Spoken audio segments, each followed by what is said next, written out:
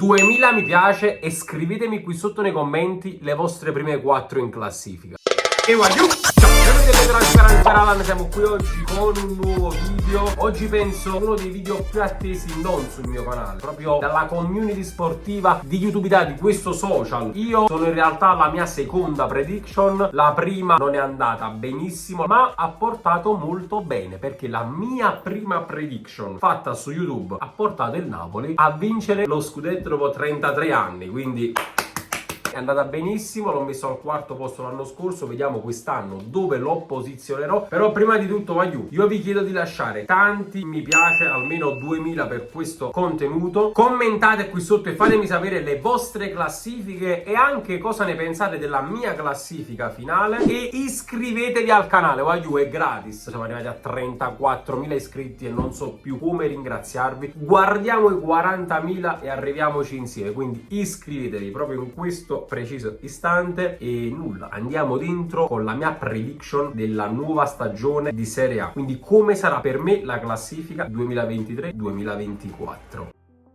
Allora, innanzitutto diciamo quali sono le squadre che sono salite dalla Serie B: Cagliari, Genova e Frosinone. Quindi diciamo che sono tre squadre, tre piazze soprattutto molto importanti. Comunque Cagliari e Genova hanno sempre militato in Serie A, comunque per la maggior parte dei campionati che io ho seguito e ho guardato sono sempre stati in Serie A, quindi è sempre bello riaccogliere queste squadre. E poi il Frosinone, che tra l'altro sarà anche la prima avversaria del Napoli, ma dopo ci arriviamo. Allora io vi avviso, andrò molto veloce per quanto riguarda le posizioni un po' più basse, soprattutto quelle centrali della classifica, pure perché chi se ne fout, cioè, nel senso, ma anche voi guardate, lo so, però per completezza di classifica la facciamo. Quindi per me la 20ª in classifica sarà il Verona, che l'anno scorso se l'è cavata tantissimo, perché ricordiamo che per poter restare in Serie A ha dovuto giocare e poi vincere uno spareggio 3-1 contro lo Spezia. Quindi attenzione, secondo me il Verona quest'anno sa fa cartella, e la mia diciamo non è tanto una previsione ma è proprio un augurio, speriamo. 19° posto, io ci vedo proprio il Frosinone, che come dicevo prima sarà proprio il primo nostro avversario. Inaugureremo proprio col Frosinone, quindi il loro ritorno in Serie A lo inaugureranno con i campioni d'Italia, non sarà per niente facile. Quindi secondo me il Frosinone se la vedrà un po' brutta diciamo quest'anno e quindi retrocederà di nuovo in Serie B. 18° posto, la Salernitana. E in realtà la Salernitana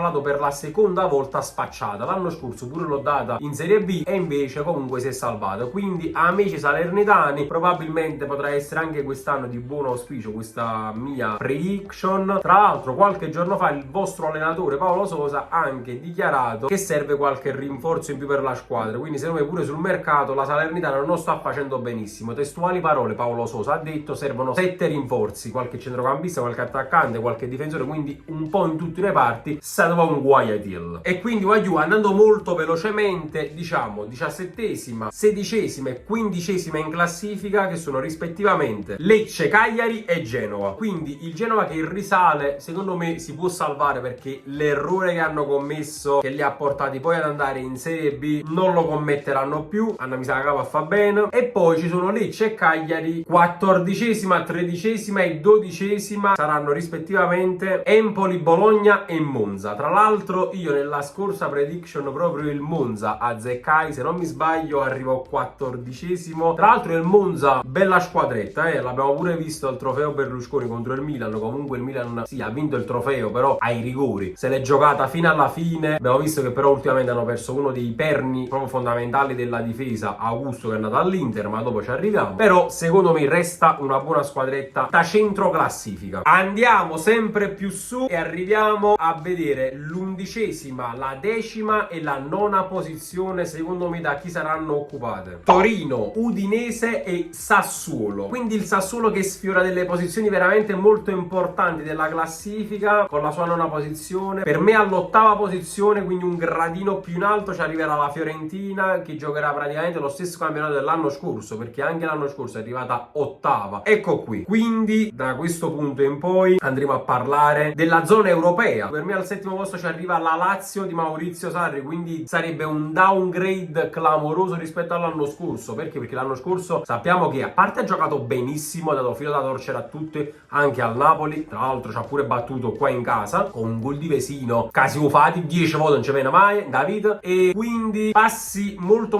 indietro rispetto al secondo posto dell'anno scorso. Vaiu ha perso comunque il faro del centrocampo barra attacco, perché Milinkovic-Savic si può dire che era un tuttofare lì davanti, però potrà contare su un giovanissimo attaccante di 22 anni danese, Isaksen, ex Midtjylland, che potrà far coppia con Ciro Immobile. Secondo me potrebbe uscire comunque un bel talentino da questo giocatore alla Lazio, perché poi è da capire come giocherà alla Lazio, come si adatterà al campionato italiano. Però per me settimo posto. Io quest'anno ve lo dico, non era semplicissimo, perché per i mercati che hanno fatto le squadre e soprattutto per quello che è stato l'anno scorso, comunque non è stato semplicissimo mettere le squadre nelle posizioni poi in cui le ho messe. Infatti perciò vi sfido anche a voi a scriverle qui sotto nei commenti, sono curioso, perché non è per niente facile fare la prediction ad inizio campionato, tra l'altro con il calciomercato ancora aperto. Questa è la cosa fondamentale. E andiamo invece alla sesta posizione, che secondo me sarà occupata dalla Roma. Io l'anno scorso alla Roma l'ho data quinta e comunque ci ho visto abbastanza bene, mentre tutti quanti la davano come la possibile vincitrice del campionato, comunque tra le più favorite visto il mercato faraonico. Allora io sto vedendo un po' il mercato, non è che stanno muovendo tantissimo, pare che hanno preso due difensori, Llorente e Christensen. Correggetemi amici romanisti qui nei commenti se mi sto sbagliando, fatemi sapere se state acquistando o avete preso anche qualcun altro, perché ripeto, sto seguendo sì il calciomercato ma fino ad un certo punto, che comunque siamo tutti in vacanza. E quindi secondo me sesta posizione. Quinta posizione, quindi la squadra che sfiora, seppur di poco, le prime 4 e quindi la zona Champions League e andrà insieme alla Roma in Europa League, per me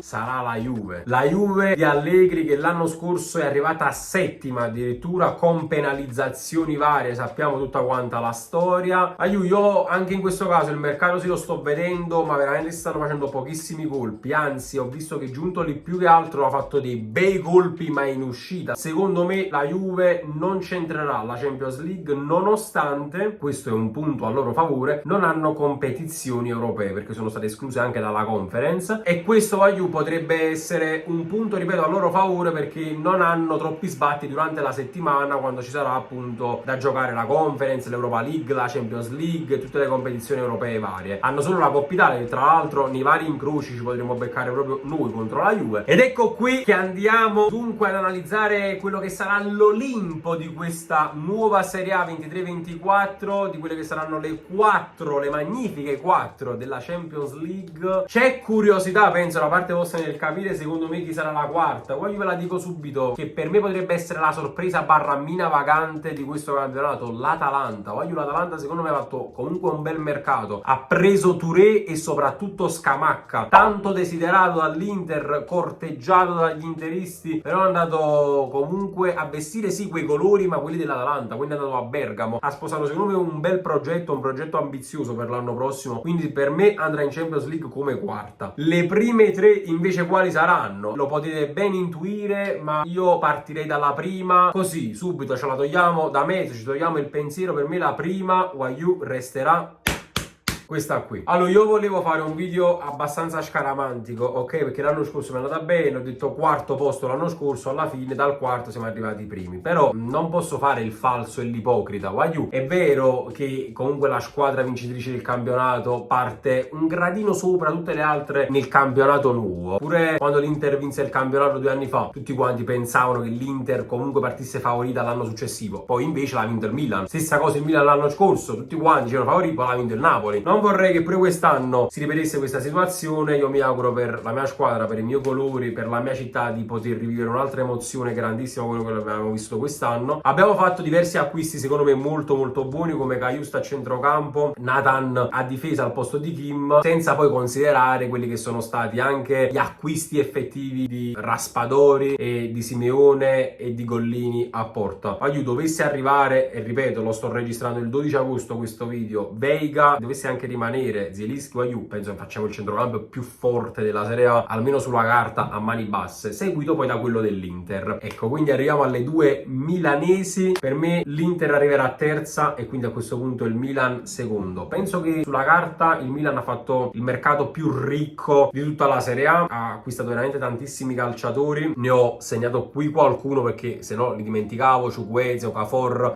Jimenez, Musa, Reinders, di cui se ne parla veramente un gran bene, Pulisic, Loftus-Cheek, veramente tanti acquisti, così come l'Inter, comunque Sommer, Quadrato, Thuram, Frattesi a centrocampo, che insieme a Barella e Çalhanoğlu comunque vanno a fare un bel centrocampo. Da capire la situazione Samardzic, magari voi a questo punto della settimana già sapete perché si è risolta, però secondo me il Milan è un tantino avanti oggi rispetto all'Inter e quindi io la classifica la vedo così. Sarà difficilissimo per il Napoli ripetersi, non mi aspetto un campionato come quello che abbiamo appena vissuto, sarà tutt'altra cosa perché abbiamo comunque una pressione diversa addosso, partiamo da favoriti per una serie di fattori, con un nuovo allenatore soprattutto, non ci sarà più Spalletti, ci sarà Rudy Garcia. Io gli voglio dare veramente tanta fiducia, così come ho detto al suo arrivo, così come darò tanta fiducia a tutti i nuovi giocatori. Mi aspetto tanto da Osimhen, che è uno dei primi acquisti reali di questa stagione, da Kvara mi aspetto tanto, quindi voglio, che dire, ripeto, sono curioso di sapere anche le vostre classifiche, lasciate un bel mi piace, un bel commento, iscrivetevi al canale soprattutto e noi ci vediamo in un prossimo video. Ciao, aiuto!